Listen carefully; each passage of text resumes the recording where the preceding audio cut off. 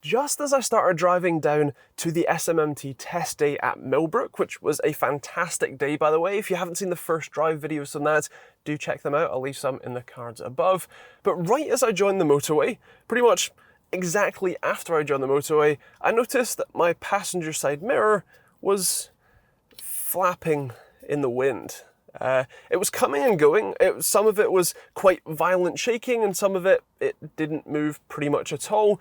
And I decided that since I needed to drive about 2 hours down the motorway and 2 hours back the next day, I figured that leaving it alone was probably the better solution, and so got to the hotel I was staying at that night and actually to Millbrook the next day. After the fantastic day of driving, I thought that it'd probably be a good idea to do something to secure the mirror before I do another 2 hours back up the road to make sure that it's not going to fall out and either injure somebody or just leave me without a passenger side mirror. So I looked for any kind of tape or adhesive or something to hold the mirror in while I was driving home. My solution was right in my first aid kit. It was the microporous tape that you use to secure bandages to your arms, and to its credit, it worked flawlessly. The mirror was only hinging on the bottom half, and I didn't want to play with it too much before I got home for fear of breaking it even further, so all I did was stick a number of sections of tape on the bottom half of the mirror to hold it in place. And like I said, it worked perfectly. The mirror did not move at all during my journey, and I must say that I'm really impressed. Now, of course, some surgical microporous tape isn't what I would call a long-term solution to fix this, so I took the tape off and inspected once I got home, and found that the mirror had come completely free from its backer, save for a tiny bit of glue right at the top. That's why it was hinging at the top, because that was the only thing that was holding this mirror in place.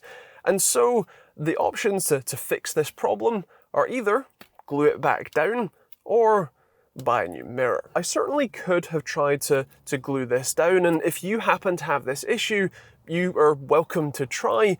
The only reason that I didn't, and I ended up spending the £56 for a new mirror and carrier, is mostly I value the peace of mind that the new mirror gives me and the ease of installation, the fact that it just pops in, rather than me having to try and apply glue to this, to clamp it down, to hold it in place. Some of the glues wanted a week to set.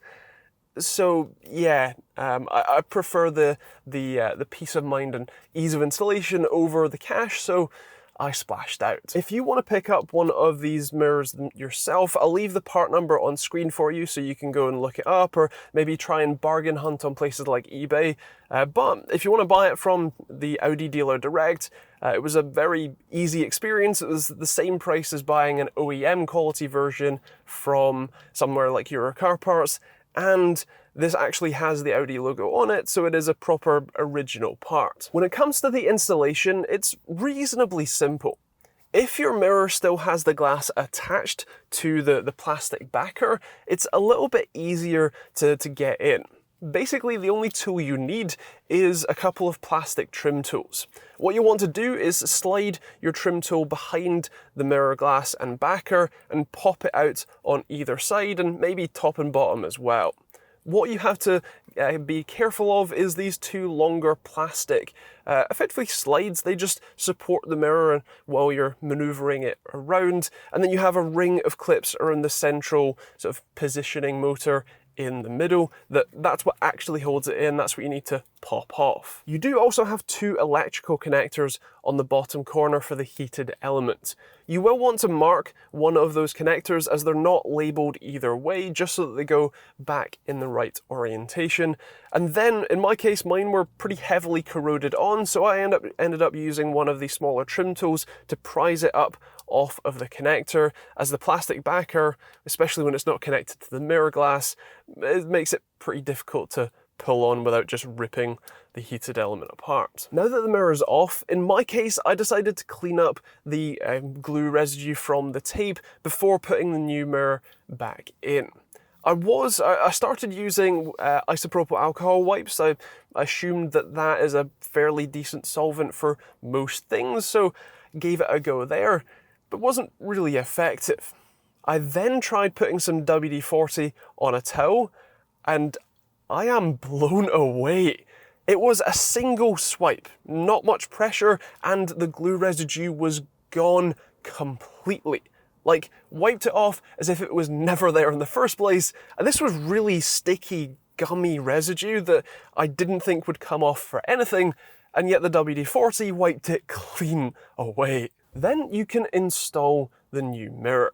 You'll want to connect the electrical connectors first in the same orientation they came out. Then you go to place the mirror in. You'll want to start by aligning the two sort of prongs, if you like, into the respective slots, and then you can go about pushing the central piece onto the tilt motor, clipping all of these clips into place. Be careful, be gentle when pushing it in. You don't want to snap or crack the glass in any way, but once it is nice and securely in, you can't click it into place in any other direction.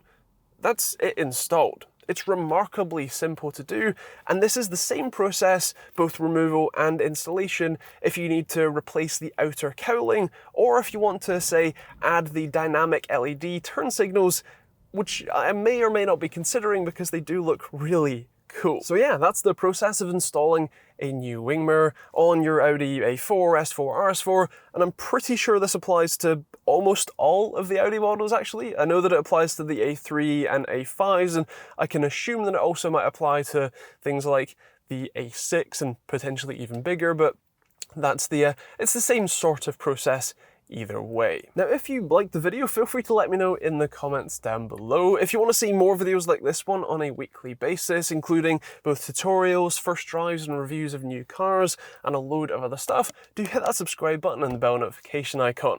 There is also a whole load of other videos you can check out on the channel, both from these sorts of tutorials and guides, and also from the more first drives, reviews, and that sort of thing. So do check out those on the end cards or on the cards up above if you're interested.